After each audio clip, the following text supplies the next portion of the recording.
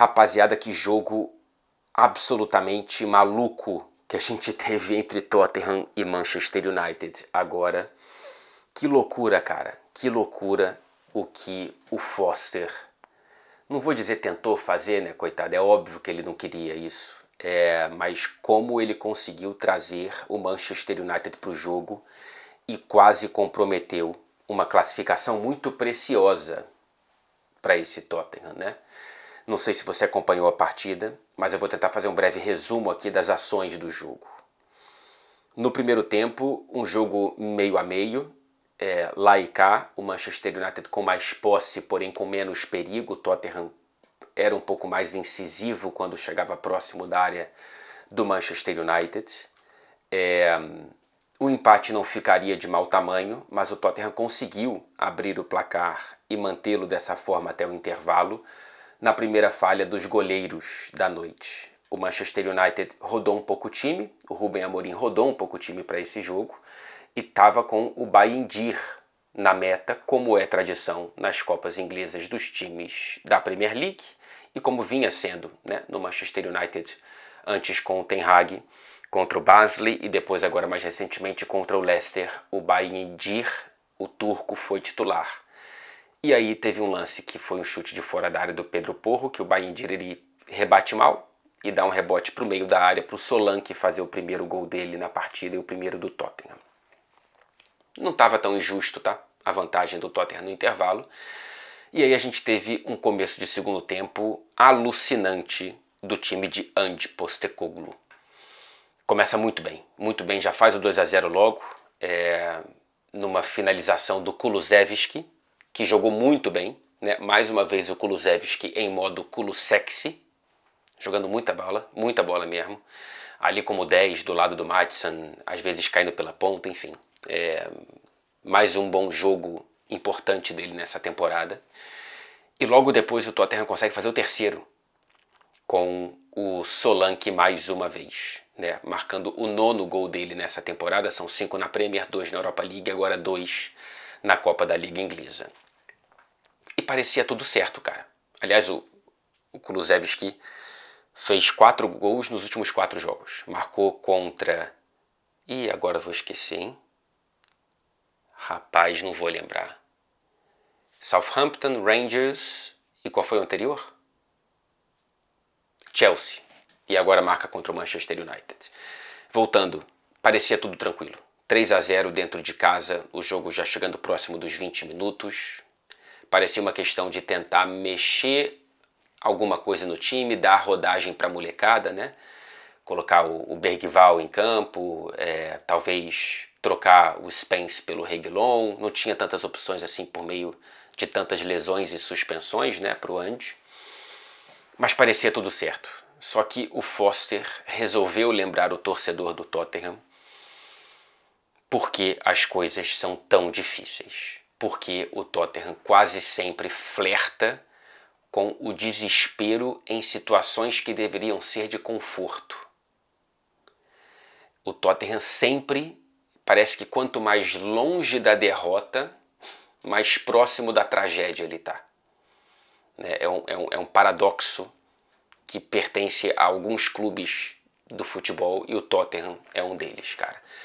É claro que hoje o protagonista é o Foster, mas contra o Chelsea foram outros e em outros jogos serão outros, porque isso é um tema muito recorrente nos Spurs.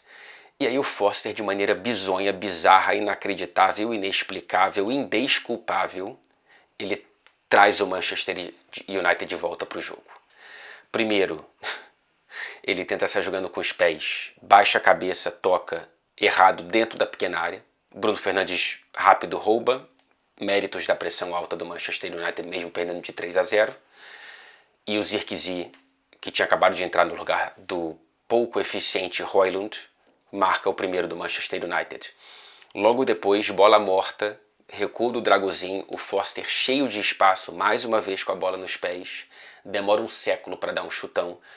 Méritos também para a pressão rápida e intensa do Diallo, que consegue dividir a bola. Na dividida, a bola morre nas redes do Tottenham, 3-2. e ainda mais de 20 minutos de jogo pela frente. Assim, uma loucura o que o Foster conseguiu fazer para desarranjar todo o psicológico do Tottenham, para silenciar um estádio que estava mais uma vez pensando, será, cara? Não é possível. Mais uma vez, né, já tinha perdido uma vantagem de 2-0 em casa contra o Chelsea e agora estava perdendo uma vantagem de 3-0 em casa contra o Manchester United. Parecia uma repetição de um pesadelo que de tão recorrente parece filme contínuo, não são vídeos recortados. Mas aí o jogo foi esfriando, o United foi assustando, mas foi perdendo um pouco a intensidade desse vigor. O Amorim colocou o Garnacho em campo, aliás, o Garnacho de volta depois de ter sido afastado contra o City, volta para o elenco, volta para a delegação, melhor dizendo, começa o jogo no banco, evidentemente, e entra no segundo tempo.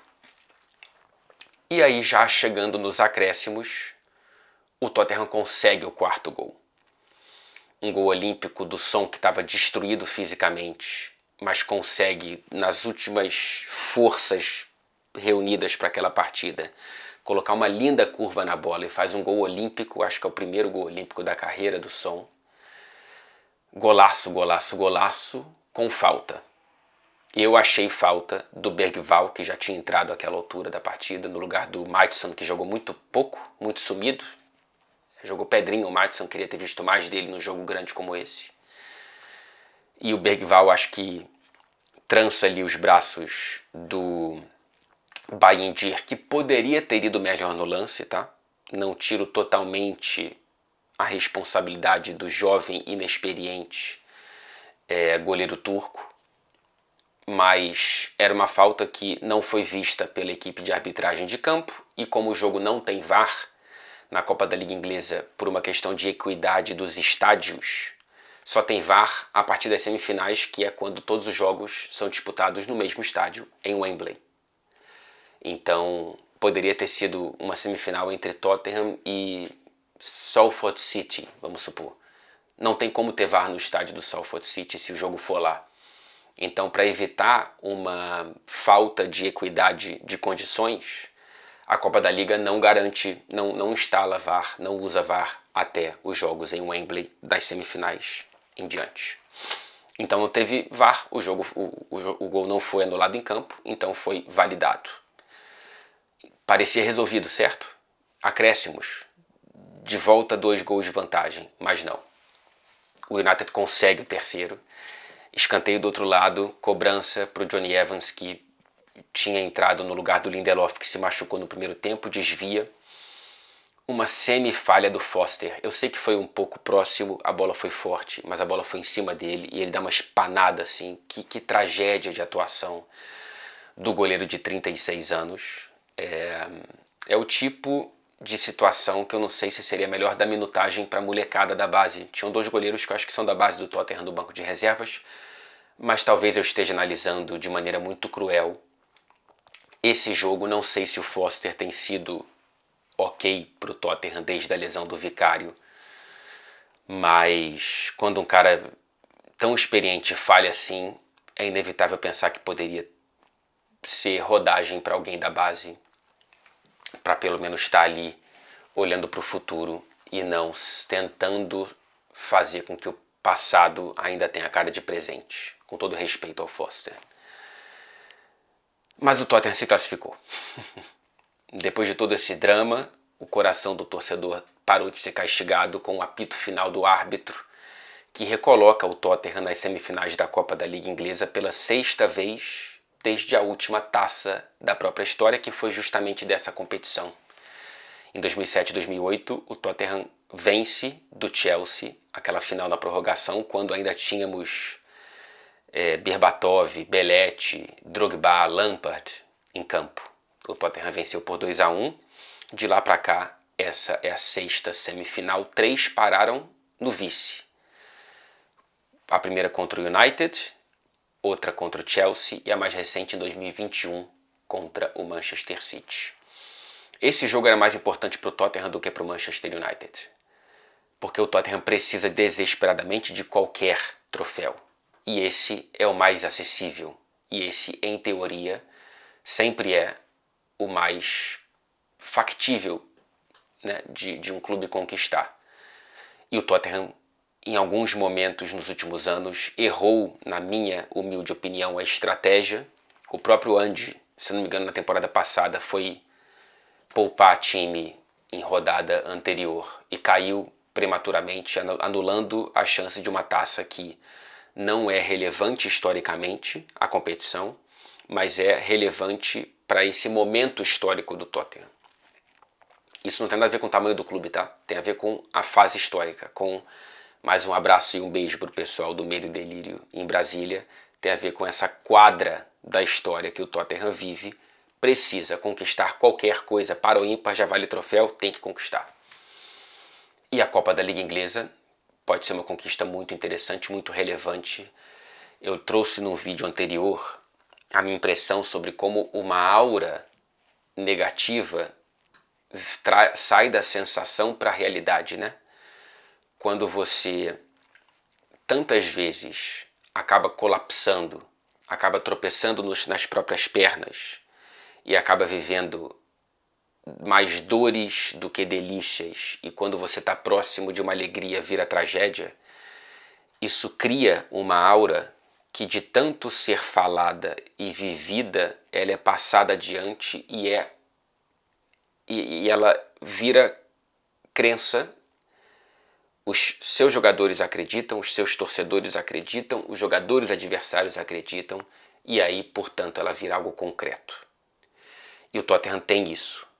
Tem essa aura negativa ao próprio redor, que precisa ser desfeita com títulos, vitórias, sorrisos, alegrias, novas memórias, construção de confiança. E uma taça seria muito importante. Então, que essa Copa da Liga Inglesa siga sendo tratada da maneira que tem de tamanho para o próprio time. Eu ainda estou esperando aqui o sorteio, ainda não saiu. Eu não sei se o Tottenham vai pegar o Arsenal, vai pegar o Liverpool ou vai pegar o Newcastle. De qualquer jeito, são duas semifinais grandes, difíceis, e que o time talvez não entre como favorito. Não sei nem se entra como favorito contra o Newcastle, eu acho que não. Claro que depende do momento, lá pra frente, né? Mas vamos ver. Vamos ver. Existe uma possibilidade. Por isso que o será está no título desse vídeo. Será que o Tottenham pode voltar a sorrir? Faltam 3 jogos, cara. 3 jogos em Wembley, 3 jogos em Londres. É para a torcida invadir e é para o time crescer e não diminuir. Pode ser muito difícil, mas 3 jogos é uma distância bastante considerável e é o atalho para algum título nessa temporada. Vamos ver o que acontece na FA Cup, vamos ver o que acontece na Europa League, mas o título factível é esse. A gente está falando de uma disputa entre 2 times de meio de tabela da Premier League desse momento. Então são 2 times que precisam de boas notícias. A do Manchester United já não mora na Copa da Liga, mas precisava menos. Recentemente foi campeão da Copa da Liga, campeão da Copa da Inglaterra. Seria mais importante para a construção de um novo trabalho, de um novo treinador. Mas o Tottenham precisava dessa vitória. Por mais que tenha sido sofrida, conseguiu. Então que agora venham 2 jogos grandes, 2 grandes atuações nas semifinais da Copa da Liga para ver se consegue voltar a uma final e aí, quem sabe, voltar a conquistar um título. Falta pouco, falta muito, né? Outro paradoxo aqui. Mas é possível, né? O caminho está traçado, o caminho existe.